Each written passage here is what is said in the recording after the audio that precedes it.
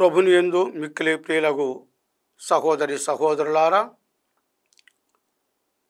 ఈరోజు మనం ఆలకించే దేవుని యొక్క వాక్కు మనకు భయాన్ని కల్పించవచ్చు.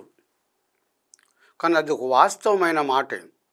ఎందుకనంటే ప్రభు ఈరోజు తెలియపరిచే సందేశం, నేను భూమి మీద నిప్పు అంటించుటకు వచ్చి ఉన్నాను అని అది ఇప్పటిగా రగులుకొని ఉండవలసిందని పలుకుతూ ఉన్నారు. అదేవిధంగా నేను శ్రమలతో కూడిన జ్ఞానస్నానం పొందవలెను, అది నెరవేరినంత వరకు నా మనసుకు శాంతి లేదని యేసు ప్రభు మరి యెరూషలేముకు వెళ్ళే సమయం అప్పుడు ఈ యొక్క విషయాన్ని మనకు స్పష్టంగా బోధిస్తూ ఉన్నారు. యేసు ప్రభుని అనుసరించాలంటే తప్పనిసరిగా సిలువను ఎత్తుకొని అనుసరించాలి. అంటే ప్రభుని అనుసరించాలంటే ప్రభు తెలియపరిచారు కూడాను, నాకంటే మిన్నగా తల్లిని కానీ తండ్రిని కానీ అక్కను కానీ చెల్లెను కానీ తమ్ముడు అన్నను కానీ ఎక్కువగా ప్రేమించేటువంటి వాడు నాకు యోగ్యుడు కాడని ప్రభు స్పష్టంగా బోధించి ఉన్నారు. ప్రభు ఈ లోకానికి వచ్చింది మరి ఎటువంటి అగ్ని అంటే అది శుద్ధి చేసే అగ్ని. మలాకి గ్రంథంలో మనం చూస్తూ ఉన్నాం కూడా, శుద్ధి చేసే అగ్ని అని కూడా. అంటే ప్రభు మనకు అన్ని వేళలా కూడా మనలో ఉన్న మలినము తొలగించాలంటే అగ్ని అవసరమే. పరిశుద్ధాత్మ సర్వేశ్వరుడు కూడాను మరి శిష్యుల మీదకి వచ్చినప్పుడు అగ్ని 4 రూపంగా వచ్చి ఉన్నారు. అంటే ప్రభు మన మంచి కోసం, మనలో మలినం తొలగిపోవాలంటే అగ్ని అవసరంగా ఉంటుంది. యేసు ప్రభు మరి తన రక్తము ద్వారా మనం శుద్ధి చేసి ఉన్నారు. 1 యోహాను 1వ అధ్యాయం 7వ వచనం చూసినట్లయితే కూడాను ఆ విషయం మనం స్పష్టంగా బోధపడుతూ ఉన్నది. శ్రమలతో కూడిన స్నానం ఈ ప్రభు ఈ లోకానికి వచ్చింది కూడాను మరి అటువంటి శ్రమల నిమిత్తమే తన రక్తాన్ని ధారపోసి అనేక బాధలు పొంది ప్రభు మనల్ని రక్షించున్నాడు. మనం చూసినట్టయితే 2వ పఠంలో కూడా హెబ్రీయులకు రాసిన లేఖలో ప్రత్యేకంగా 2వ వచనం, మన విశ్వాసమునకు కారకుడను పరిపూర్ణతను వసగువాడు అయిన ఆ యేసుపై మన దృష్టిని నిలుపుదమని తను ముందు ఉంచినటువంటి ఆ కిరీటమును పొందటానికి ప్రభు శ్రమలను మార్గంగా ఎన్నుకొని ఉన్నారు. ఎన్ని శ్రమలు వచ్చినా కానీ ఓర్పుతో సహించి ఉన్నారు, ఓర్పుతో భరించి ఉన్నారు. ఎందుకని ఆయన ఒక కిరీటమును పొందనున్నాడు కాబట్టి. అందుకే మన జీవితంలో కూడాను ముందు కష్టపడి సుఖపడమంటారు, అటు తర్వాతనే మనకు సంతోషం ఉంటుంది. కానీ ముందు సుఖపడి కష్టపడటం మనకు చాలా ఇబ్బందిగా ఉంటుంది. మన జీవితంలో కూడా పిల్లలకు శిక్షణ ఇవ్వాలి, తల్లిదండ్రులకు కొడుకు మంచి శిక్షణ ఇవ్వాలి. ఎంతో బాధగా ఉంటుంది కూడా. మనం చూసినట్టయితే కూడాను మరి ఒక శిల్పం కూడా చక్కగా శిల్పంలో తయారు కావాలంటే ఆ శిల్పి మరి ఎంతగా దాన్ని మనకి హింస పెడుతూ ఉన్నాడు, కానీ అన్నింటినీ తీసివేస్తూ ఉన్నాడు. చక్కగా శిల్పం తయారైన తర్వాత ఆలయంలో పెట్టినప్పుడు అందరూ కూడాను ఆ శిల్పానికి దండలు వేస్తూ ఉంటారు.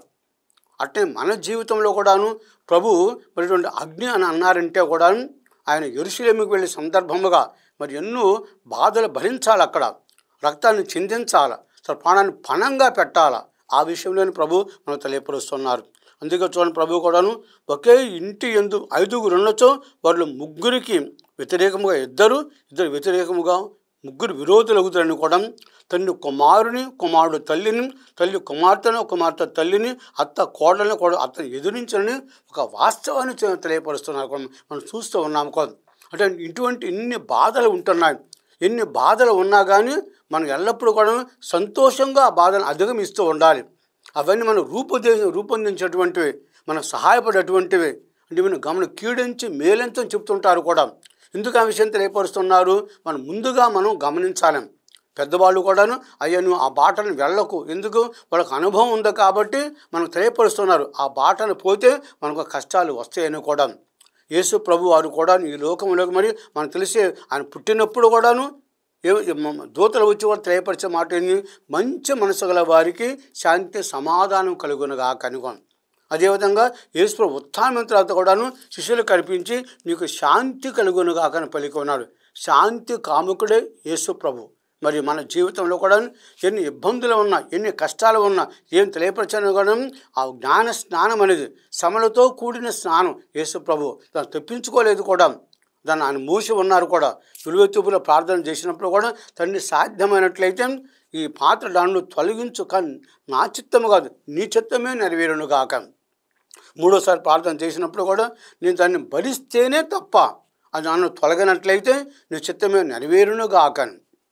అంటే శ్రమలతో కూడిన ఆ స్నానం చాలా విలువైనటువంటిది. మరి ప్రభు మరి అగ్నిని ఈలోకి తీసుకొచ్చి ఉన్నారంటే అది మన మంచితనం కోసమని. ఆ అగ్ని వలన మనం అన్ని వేళ కూడా మనం ఎన్నో ఉపయోగాలు పొందుతున్నాము కూడా. అందుకే మన జీవితం అన్ని వేళ కూడా సంతోషం శుభప్రదంగా ఉండాలి. తొలిపటం చూసిన ఇర్మియా ప్రవక్త కూడా ఎన్నో ఇబ్బందులు పడి ఉన్నాడు, ఎన్నో బాధలు పడి ఉన్నాడు. ఆయన కానీ సహనంతో ఉన్నారు. దేవుడు ఆయన చివరిగా కాపాడి ఉన్నారు కూడాను. అందుకని మనం ఎన్ని బాధలు వచ్చినా ఎన్ని ఇబ్బందులు వచ్చినా తొణకక బెనకక నీతో నింపాదిగా వెళ్ళిన నాడే మన జీవితం అనేది ఫలప్రదంగా ఉంటుంది. కాబట్టి మన జీవితం అన్ని వేళ కూడాను మన ప్రభువులో మనం వెలుగొందుతూ ఉండాలి, ప్రభు ద్వారా వెళుతూ ఉండాలి. అందుకని మన జీవితం ఎన్ని ఇబ్బందులు వచ్చినా కానీ సిలువను భరిస్తూ యేసు ప్రభు పలికి ఉన్నారు, భారముచే అలసి సలసి ఉన్న సమస్త జనులారా మీరు నా యుద్ధకు రండి, నేను మీకు విశ్రాంతి నొసగదను. సాధు శీలుడననియు వినమ్ర హృదయం మీరు నా నుండి నేర్చుకొనడు, ఏలైనా నా కాడి సులువైనది నా బరువు తేలికైనదని కూడా. అది మనం గమనిస్తూ ఉండాలి. ఎవరైతే యేసు ప్రభుకి వెళ్ళి చూస్తూ ప్రయాణం చేస్తూ ఉంటున్నారో అటువంటి వారు తప్పనిసరిగా సునాయాసంగా వెళ్ళగలుగుతున్నారు. మనం చూసినట్టయితే పేతురు గారు కూడా యేసు ప్రభును నీటి మీద నడిచి వచ్చేటప్పుడు కూడా పేతురు గారు అడిగిన, ప్రభు నేను కూడా నడుస్తానని కూడా ప్రభు అన్న నడమన్నారు. కానీ ఎప్పుడైతే దృష్టి మరణించి ఉన్నాడో ఆ తుఫాను వలన భయపడి ఆ గాలికలు ఎప్పుడో చూసి ఉన్నాడు ఆయన మన నీటిలో మునిగిపోవడం ఆరంభించి ఉన్నాడు. అంటే మన దృష్టి ప్రభు పైనే ఉండాలి. మనం ఆ కీర్తన 16:8 వచ్చిన చూసినట్టయితే కూడా దావీదు రాజు గారు కూడా ఆయన ఎల్లప్పుడూ ప్రభువుని నా కళ్ళ ఎదురు చూచి ఉన్నాను, ఆయన కనులు మూసినా కనులు తెరచినా కానీ మరి ఆ ప్రభుని చూస్తూ ఉన్నాడు కూడా. కాబట్టి మన జీవితంలో కూడాను యేసు ప్రభు మరి నేను అగ్ని అది ఎంతోమంది రగిల్చాలంటే ఆయన శ్రమల గురించే ఆ విషయం తెలియపరుచున్నాడు. కాబట్టి మనము కూడాను ఏ శ్రమలు వచ్చినా ఎన్ని ఇబ్బంది వచ్చినా భయపడకుండా తొనకగా బెనక నింపాదిగా ముందుకు వెళ్ళి ప్రసాదించమని కూడాను, ఇలా శాంతి కాముకులుగా జీవించి వరం దయచేయమని కూడాను, ఇలా ప్రభు వైపు చూసి ముందు నడిచి వరం దయచేయను. ఎల్లప్పుడూ దేవుని మనము మనసారా ప్రార్థించుదాం.